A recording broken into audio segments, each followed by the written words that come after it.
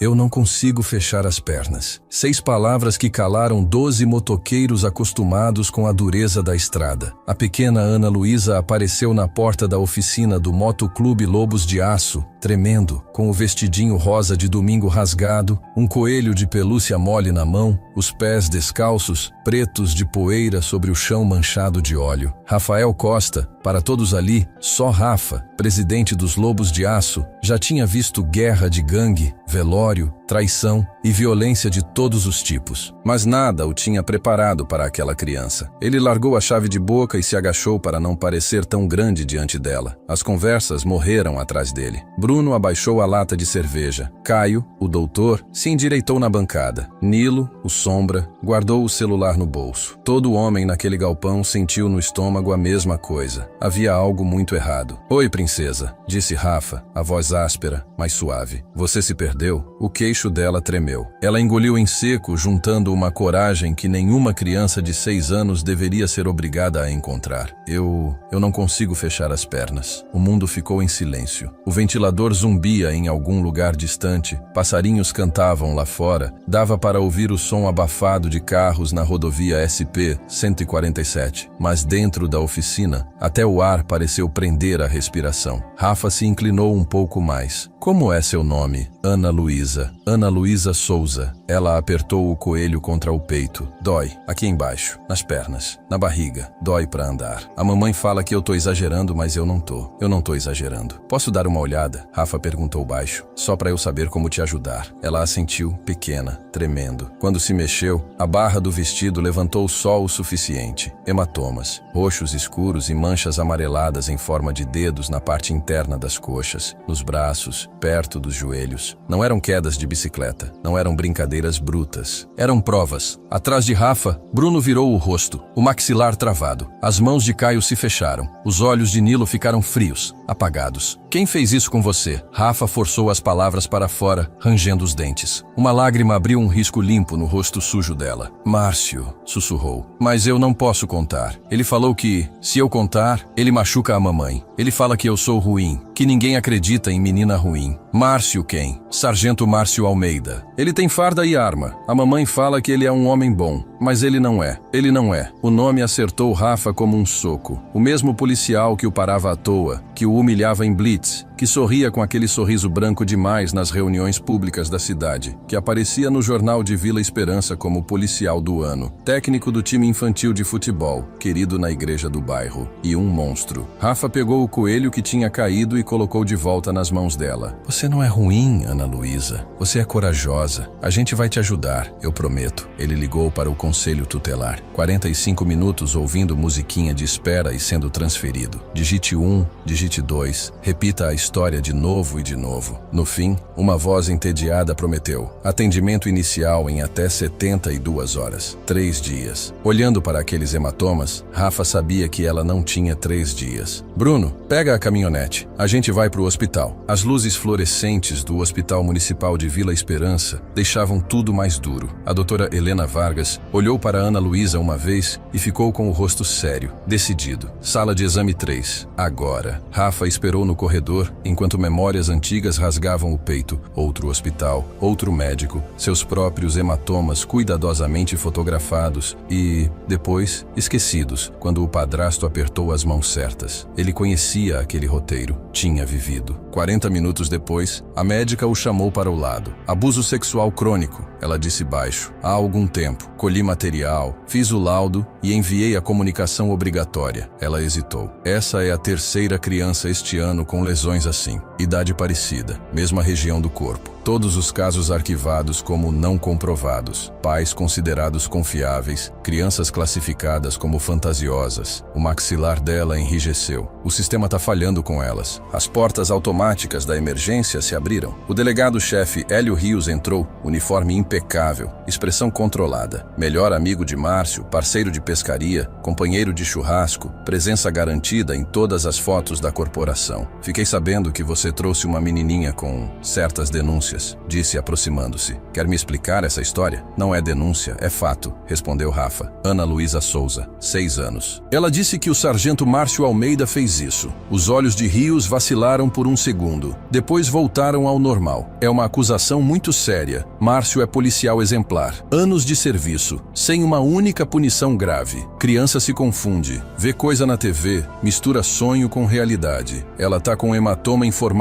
de dedo na parte interna das coxas, rosnou Rafa. Mal consegue andar. Isso não é confusão. Quem decide isso é a investigação, devolveu o delegado, numa calma ensaiada. Eu mesmo vou cuidar para que seja analisado, mas talvez você devesse ficar de fora. Você tem histórico com o sargento. O pessoal pode dizer que você tá querendo acertar contas. Ele caminhou em direção ao quarto de Ana Luísa. Os ombros da doutora Helena afundaram. Rafa observou e soube, com uma certeza vazia e familiar, que nada iria acontecer. O sistema protegeria os seus. Então ele foi para a igreja dos Lobos de Aço. Naquela noite, 8 homens se sentaram ao redor da mesa de madeira marcada no salão dos fundos da sede do motoclube. Quando um grupo de motociclistas marca uma reunião de emergência, eles chamam de igreja. E naquele caso, o que iam discutir era quase sagrado. Todo mundo aqui sabe o que viu, disse Rafa. Sabe o que o hospital confirmou. Viu a reação do delegado. Eu não tô pedindo pra ninguém fazer nada ilegal, mas eu não vou virar as costas. Quem quiser sair, é agora. Ninguém se mexeu. Nilo abriu o notebook. Um dia funcionário de órgão de inteligência, agora o cara quieto que todo mundo subestimava. Márcio Almeida de Souza, murmurou. 34 anos. Polícia militar aqui há 3 anos. Antes disso, policial em outra região no interior do Paraná. Ele franziu a testa. O histórico dele no Paraná acaba de repente, sem explicação. 3 meses depois, transferência para Vila Esperança. Os dedos de Nilo voaram pelo teclado. Achei. Denúncia sigilosa no Paraná. Uma mãe acusou o sargento Márcio de abusar da filha de 12 anos. Corregedoria abriu procedimento. Arquivou 2 semanas depois. Falta de provas. Parte dos documentos marcada para destruição. Oficialmente, perdidos em migração de sistema. Nilo cruzou dados de boletins de ocorrência, relatórios de assistência social, registros hospitalares. Um padrão começou a aparecer na tela. Ele procura mãe solo, explicou. Mulheres atoladas em dívida, luto ou as duas coisas. Chega como salvador. Paga a conta, leva a cesta básica, cuida das crianças, vira indispensável. Quando o abuso começa, elas estão tão dependentes que não conseguem enxergar. 5 vítimas documentadas no Paraná. 3 casos não comprovados, em Vila Esperança. Com Ana Luísa, pelo menos 9. Quantas crianças a gente está falando de verdade? Perguntou Caio a voz baixa. Os dedos de Nilo pararam. Mais do que dá para contar daqui. Eles tinham a verdade, mas colhida por caminhos que em tribunal seriam considerados ilegais ou invasivos. Fácil de invalidar, perigoso de manter. Então a gente consegue prova que eles não possam ignorar, disse Rafa. Limpa, legal, nítida, grande o suficiente para nem o delegado conseguir enterrar. 8 mãos se ergueram, 8 de 8. Por 3 dias, os Lobos de Aço observaram, à distância, o pequeno conjunto de casas onde Ana Luísa morava com a mãe, no bairro Simples, na saída da cidade. Carros diferentes, turnos revezados, anotaram horários, rostos, movimentos. Nilo monitorava o rádio da polícia e ligações anônimas. Caio montou uma câmera de longo alcance numa casa abandonada do outro lado da rua. No 3º dia, Márcio chegou em roupa comum. Tânia, a mãe de Ana Luísa, saiu de carro poucos minutos depois. A menina ficou. Pela lente teleobjetiva, Caio viu o sargento caminhar pelo corredor e entrar no quarto de Ana Luísa. A porta se fechou. 18 minutos. Rafa contou cada um. Quando Márcio reapareceu, ajeitou o cinto, pegou uma cerveja na geladeira e se jogou no sofá como se fosse uma terça-feira qualquer. Pela janela do quarto, dava para ver Ana Luísa encolhida na cama, abraçada ao coelho, balançando o corpo para frente e para trás. A câmera não piscou. A gente tem ele entrando e saindo, disse Caio, com horário, e a condição da Ana Luísa depois. Mas vão dizer que é indício só. Vão falar que a gente editou, completou Rafa. Vão dizer que ele tá valendo história para ela, que a gente tá perseguindo o coitadinho. A gente precisa de mais. Nilo ligou de um estacionamento de supermercado para a ouvidoria do Ministério Público Estadual. Tem um policial em Vila Esperança abafando casos de abuso infantil, disse com calma. Sargento Márcio Almeida, confere a conta bancária dele. Confere a do delegado Hélio Rios. Segue o dinheiro. A denúncia caiu na mesa da delegada federal Laura Wu, cedida à Polícia Federal para uma força-tarefa de crimes contra crianças. Ela já tinha visto o nome de Márcio perdido em relatórios de inteligência, como uma sombra mudando de cidade em cidade. Vila Esperança deu rosto àquela sombra. Os Lobos de Aço combinaram um encontro por acaso. Numa quarta-feira, Tânia levou Ana Luísa ao parquinho da Praça Central. A delegada Wu se sentou num banco próximo, parecendo só mais uma mulher mexendo no celular. Rafa observava de 2 quadras de distância, com binóculos, o coração disparado. Laura puxou conversa aos poucos. Que vestido bonito! Como é seu nome? Você gosta de vir aqui? Passo a passo. Foi mudando de assunto leve para perguntas abertas, cuidadosas. Os ombros de Ana Luísa se encolheram. Depois, devagar, se ergueram. Ela começou a falar. Rafa não ouvia as palavras, mas viu mudar a postura da delegada. O momento em que a simpatia casual virou atenção concentrada. Ana Luísa falava. Laura escutava. Um pequeno gravador no bolso da jaqueta registrava tudo, legalmente, em espaço público. Quando se despediram, Ana Luísa segurava um cartãozinho com o telefone da delegada. Wu caminhou até o carro com passos contidos, mas apressados. Ela já tinha ouvido o suficiente para agir, mas Márcio também estava atento. Na saída da cidade, Rafa acabou parado ao lado do carro dele num semáforo. O sargento abaixou o vidro, o sorriso aberto e vazio. Tenho te visto muito por aí, Rafa. Tá quase parecendo perseguição. Você sabe que assédio ainda é crime, né? Engraçado, respondeu Rafa. Quantos crimes o pessoal finge não ver quando é um homem de farda que comete? O sorriso sumiu. Os olhos de Márcio ficaram opacos, cruéis. Você tá brincando com fogo. Acha mesmo que alguém vai acreditar em um bando de motociclista em vez de mim? Acontece acidente na SP-147 o tempo todo. Trecho longo, sem acostamento bom. Ia ser uma pena se o freio da sua moto falhasse. O sinal abriu. Márcio arrancou. Minutos depois, a viatura discreta da PF encostou ao lado da caminhonete de Rafa. A delegada Wu mostrou a carteira funcional pela janela e mandou que ele entrasse no carro dela. Você foi quem levou a Ana Luísa para o hospital, disse. Eu li tudo e ouvi o depoimento dela. Ela empurrou uma pasta em direção a ele. Fotos de crianças de outros estados. Histórias parecidas. Padrão igual. Márcio Almeida não é o nome verdadeiro dele, explicou. Ele é Marcelo Augusto Russo, ex-militar, licenciado com desonra. A gente tenta montar um caso federal há 15 meses. Sempre que chega perto, polícia local atrapalha. Arquiva um inquérito, some documento, testemunha muda o depoimento. O que vocês fizeram aqui? Gravação, registros, o depoimento da Ana Luísa abriu uma brecha. Ela o encarou. A gente precisa dele vivo, precisa que ele fale. E eu preciso de tudo que vocês têm. Rafa olhou para aqueles rostos de crianças e entendeu que tinha esbarrado em algo muito maior do que uma menina de vestido rosa. Ele entregou tudo. Vila Esperança reagiu como cidade pequena reage, dividindo-se ao meio. Nos grupos de WhatsApp e nas redes sociais, metade do povo postava fotos de Márcio em desfile, segurando bebês, ajudando idosos. Homem de bem, herói, apoie a polícia. A outra metade compartilhava dados sobre abuso cometido por pessoas em posição de poder, relatos de predadores escondidos atrás de uniformes e cargos. Acredite na criança, proteja o vulnerável, não o crachá. As motos dos Lobos de Aço amanheceram riscadas. Mentiroso, arranhado no tanque, açúcar no combustível, pichações na frente da sede, bandeiras do Brasil mal desenhadas com frases como "Somos todos Márcio" e "Bandidos não mandam aqui". Mesmo assim, nos corredores de mercado e filas de posto de gasolina, vozes baixas chamavam Rafa de canto. Minha neta falou uma coisa do Márcio há 2 anos. Eu disse que ela entendeu errado, confessou uma senhora com os olhos cheios d'água. Eu estava errada. Me perdoa por não ter ouvido. Mas Márcio e o delegado se moveram mais rápido. Apavorada e dependente, Tânia entrou no fórum de mãos dadas com Márcio e saiu com uma medida protetiva relâmpago. Todos os membros dos Lobos de Aço ficaram proibidos de chegar a menos de 500 metros de Ana Luísa, de Tânia e da casa delas. Sem audiência, sem direito de defesa. Naquela noite, os motociclistas se reuniram de novo na sede, espalhando mapas pela mesa, marcando o raio da ordem judicial. Cada círculo no papel era como um laço apertando em volta da vida de uma criança. Ele conseguiu exatamente o que queria, resmungou Bruno. A gente é amarrado pela lei. Rafa encarou o mapa. Às 23h47, o sistema que Nilo havia invadido, com o áudio bruto das ligações para o 190, chiou. Por favor, me ajuda. Uma vozinha soluçou. Ele tá me machucando de novo. Tá doendo muito. O moço da moto falou para eu ligar se eu precisasse de ajuda. Por favor, manda alguém. Ana Luísa, Rafa murmurou. A atendente respondeu com voz cansada. É você, Ana? Aqui é a tia Débora. Você deve estar sonhando de novo. O sargento Márcio é um homem bom. Ele ajuda as pessoas. Eu não tô sonhando, chorou a menina. Ele tá me machucando de verdade. Por favor. A ligação foi registrada como possível trote sem urgência. Nenhuma viatura foi enviada. Nilo virou o notebook para os outros verem. Débora Cunha, telefonista do 190, amiga de Márcio no Facebook. Foto deles juntos em churrasco. Ela arquivou a chamada. Rafa se levantou tão brusco que a cadeira arrastou. A gente vai. Caio olhou para a cópia da medida protetiva em cima da mesa. Se a gente pisar lá, acabou. Cadeia. Sem discussão. Ela ligou pedindo ajuda, respondeu Rafa. E ninguém vai. Eu prefiro passar anos numa cela do que dormir sabendo que deixei ela lá. Bruno se desvencilhou da parede. Então a gente vai. Nilo fechou o notebook. Eu dirijo. Às 3h47 da madrugada, 3 motos chegaram em silêncio e pararam 2 quadras abaixo. A casa simples onde Tânia e Ana Luísa moravam estava às escuras, só com o clarão de uma televisão ligada. Eles cortaram um pedaço do alambrado dos fundos. A janela do banheiro estava entreaberta. Nilo se enfiou por ela e abriu a porta dos fundos por dentro. O banheiro tá trancado por fora, sussurrou.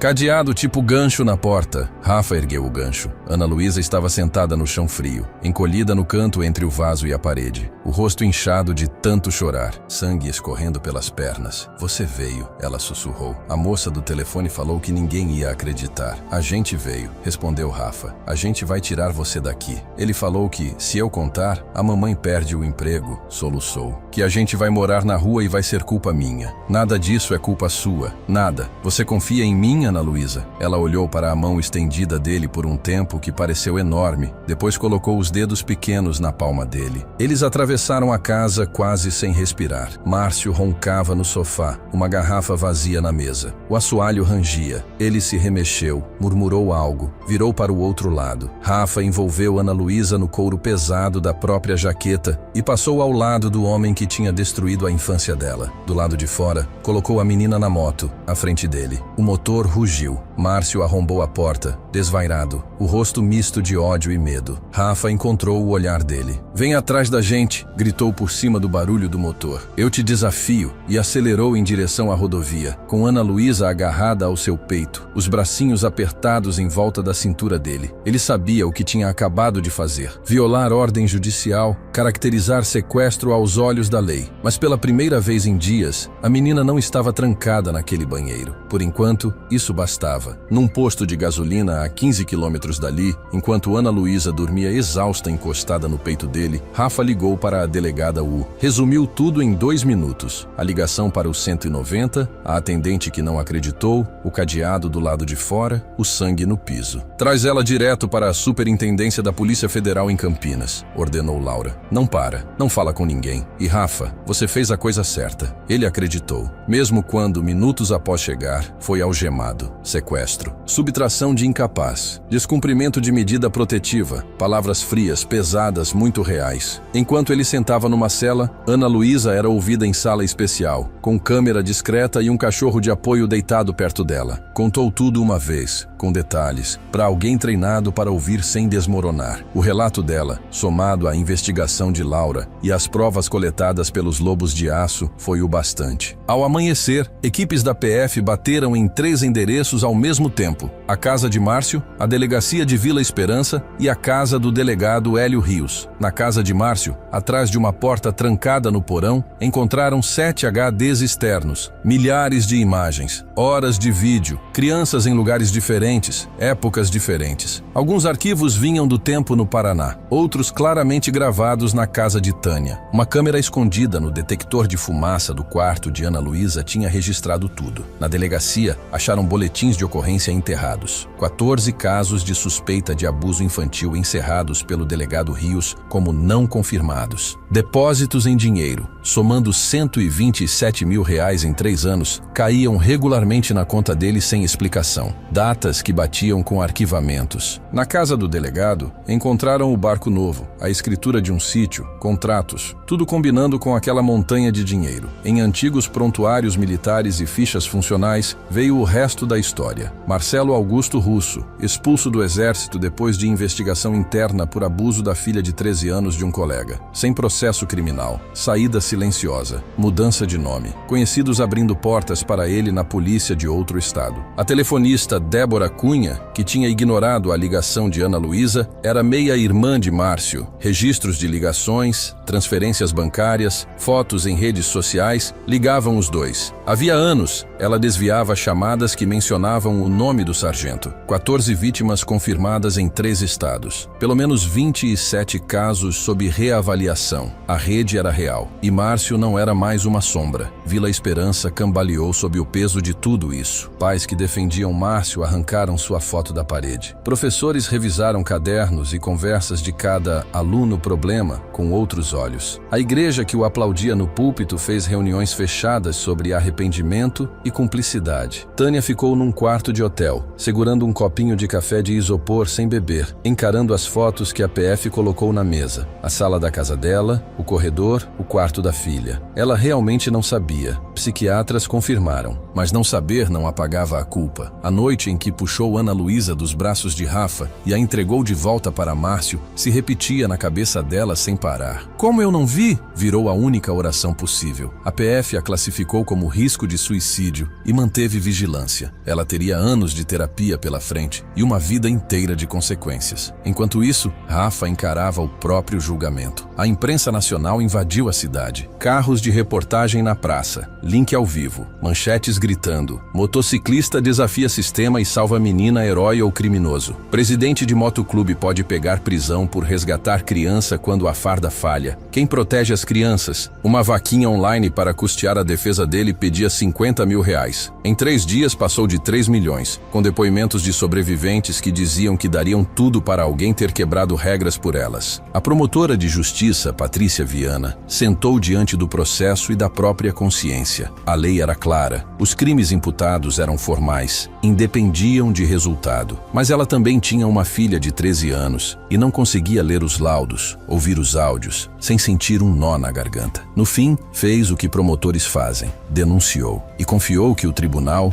e ali, o conselho de sentença, faria o que às vezes, milagrosamente faz. O julgamento durou 6 dias. Patrícia argumentou que, se cada pessoa resolvesse qual ordem judicial obedecer, o caos se instalaria, que a lei não podia depender de boas intenções nem de comoção popular. A defensora pública Marina Chaves construiu a tese da estado de necessidade. Ele tentou todos os caminhos legais antes, disse ao júri. Conselho tutelar, hospital, denúncia formal. Uma medida protetiva foi usada como arma para afastar as únicas pessoas que estavam olhando. Depois, uma criança de 6 anos ligou para o 190 pedindo socorro e foi ignorada. Naquele momento, o senhor Rafael Costa tinha uma escolha: obedecer um papel e deixar aquela menina ser destruída, ou infringir a lei para salvar a vida dela. Uma a uma, as testemunhas reforçaram essa história. Doutora Helena falou sobre as lesões de Ana Luísa e sobre outros casos parecidos que foram abafados. A delegada U apresentou, passo a passo, a investigação federal, a rede desmascarada, as vítimas identificadas. Se não fosse o senhor Rafael, afirmou, é muito provável que Ana Luísa tivesse desaparecido com Marcelo Russo. Temos provas de que ele se preparava para fugir do estado. Depois, Ana Luísa apareceu por videoconferência. O cachorro terapeuta deitado com a cabeça no colo dela. Um vestido roxo, um coelho de pelúcia novo nas mãos. Com uma vozinha firme, respondeu às perguntas sobre aquela noite. Sobre a ligação para o 190. Sobre ouvir que estava confundindo as coisas. Sobre o cadeado por fora. Sobre Rafa entrando no banheiro e dizendo: agora você tá segura. E cumprindo essa promessa. 3 jurados choraram na frente de todo mundo. Os outros tentaram disfarçar. Do lado de fora, as sentenças verdadeiras caíram sobre os culpados. Márcio Marcelo pegou 7 penas de prisão em regime fechado, em sequência, sem chance de progressão. O delegado Hélio, 18 anos por corrupção e obstrução. Débora, Débora, 6 anos por prevaricação e favorecimento pessoal. Depois, chegou a vez de Rafa. O conselho de sentença se recolheu para decidir às 14h15 de uma quinta-feira. Especialistas em direito penal previam horas, quem sabe dias. 48 minutos depois, estavam de volta. Quanto ao crime de sequestro qualificado, leu o representante dos jurados, com a voz trêmula. O conselho de sentença reconhece que o acusado agiu em estado de necessidade e vota pela absolvição. Quanto ao crime de subtração de incapaz, absolvido pelo mesmo fundamento. Quanto ao descumprimento de medida protetiva, absolvido. Pela primeira vez, o plenário explodiu em aplausos antes que o juiz conseguisse bater o martelo. Pessoas que nunca tinham se falado se abraçaram e choraram juntas. Os lobos de aço se levantaram ao fundo como um só corpo, o alívio estampado em rostos marcados de estrada e sol. O juiz deixou o barulho durar alguns segundos e então falou: às vezes, a lei encontra casos que lembram por que o júri existe. Justiça não está só nas linhas frias dos códigos. Ela também mora no coração das pessoas. Um ano depois, vista da rodovia, Vila Esperança era a mesma. O mesmo bar com copo lascado, a mesma loja de ferramentas, o mesmo sino da igreja aos domingos. Por dentro, tudo tinha mudado. Ana Luísa fez 7 anos num quarto lilás, na casa dos pais acolhedores David e Karen, preparados para lidar com traumas. A estante agora tinha livros em que as pessoas boas chegavam a tempo. Às quartas-feiras, ela se encontrava com a psicóloga que tinha feito a primeira entrevista. Juntas, trabalhavam os pesadelos, a vergonha e a lenta reconstrução da confiança. Em algumas noites, ela ainda acordava gritando, mas não eram todas. Ela jogava futebol. Tinha 2 melhores amigas. Se encolhia menos, ria mais. Cicatrização não anda em linha reta, mas anda. Toda noite, antes de dormir, fazia a mesma pergunta: o tio Rafa tá bem? A resposta, enfim, era sim. Ele tinha voltado à sede dos Lobos de Aço, com graxa nas mãos e irmãos ao redor, mas passava boa parte dos dias em abrigos e projetos sociais, sentado em sofás velhos ouvindo adolescentes que já tinham visto mais do que deviam. Ele não fazia discursos, oferecia presença. Às vezes, isso basta. A polícia de Vila Esperança foi reestruturada do zero. Novo comando, novos protocolos, revisão independente de todos os casos de violência contra criança arquivados, auditorias obrigatórias, treinamento duro, que doía ouvir, mas era necessário. A Assembleia Legislativa aprovou a Lei Ana Luísa, obrigando revisão externa de arquivos de abuso infantil e prevendo punição severa para servidores que enterrassem denúncias. Não era perfeita. Nenhuma lei é, mas era um começo. Os Lobos de Aço, antes sussurrados como bando perigoso, começaram a ser chamados para falar em escolas sobre segurança, limites e como pedir ajuda. Crianças faziam fila depois das palestras para ver as motos de perto, enquanto pais observavam com um tipo novo de gratidão desconfiada. Tânia, depois de 18 meses de terapia intensiva, ganhou direito a visitas supervisionadas 2 vezes por mês. Horas emocionadas, frágeis, cheias de cuidado. O perdão de Ana Luísa veio em ondas, indo e voltando. A confiança se reconstruiu devagar, como cicatriz, torta, imperfeita, mas firme. Talvez nunca mais morassem juntas. Talvez um dia conseguissem sentar frente a frente num balcão de lanchonete e conversar como 2 pessoas que atravessaram a mesma tempestade e sobreviveram. Numa tarde quente de agosto, um envelope chegou na caixa de correio da sede dos Lobos de Aço. Dentro, um desenho de giz de cera, uma moto, um homem de barba, uma menininha segurando um coelho de pelúcia ao lado dele. Embaixo, com letras grandes, cuidadosas: obrigada por ter sido corajoso. Com carinho, Ana Luísa. Rafa pregou o desenho na parede, ao lado da primeira ata de fundação do Motoclube Lobos de Aço, de 1987. Todo homem que passava por ali sabia exatamente o que aquilo significava. Às vezes, os monstros usam farda. Às vezes, os anjos usam couro e capacete. Às vezes, as pessoas que a cidade mais teme são as únicas que se recusam a desviar o olhar. A história de Ana Luísa nunca deveria ter dependido de motociclistas fora do padrão para salvá-la. O sistema é que deveria tê-la protegido. Os adultos é que deveriam ter acreditado nela. As leis é que deveriam ter funcionado sem precisar ser empurradas ao limite. Mas até o dia em que esses sistemas deixarem de falhar, a gente vive num mundo que ainda precisa de gente comum disposta a quebrar o silêncio e, quando necessário, enfrentar regras injustas para proteger uma criança. Você não precisa de moto, colete ou tribunal para ser esse tipo de pessoa. Você precisa ouvir, acreditar e agir quando todo mundo resolve virar